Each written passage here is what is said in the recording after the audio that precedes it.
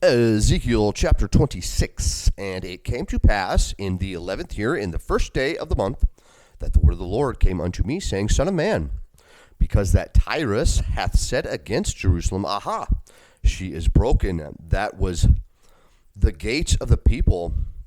She is turned unto me, I shall be replenished. Now she is laid waste. Therefore thus saith the Lord God, Behold, I am against thee, O Tyrus, and will cause many nations to come up against thee, as the sea causeth the waves to come up. And they shall destroy the walls of Tyrus, and break down her towers. I will also scrape her dust from her, and make her like the top of a rock. It shall be a place for the spreading of nets in the midst of the sea. For I have spoken it, saith the Lord God, and it shall become a spoil to the nations. And her daughters, which are in the field, shall be slain by the sword, and they shall know that I am the Lord. For thus saith the Lord God, Behold, I will bring upon Tyrus Nebuchadrezzar, king of Babylon, a king of kings, from the north, with horses and with chariots, and with horsemen and companies and much people.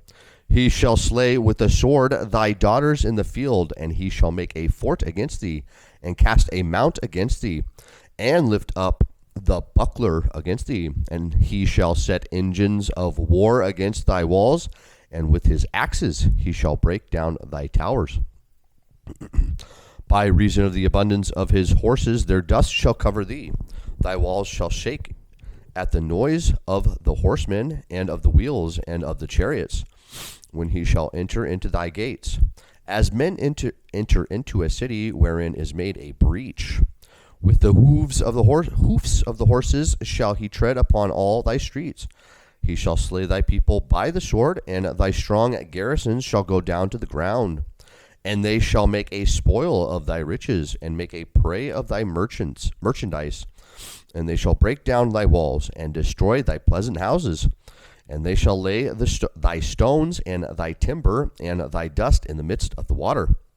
And I will cause the noise of thy songs to cease, and the sound of thy harps shall be no more heard.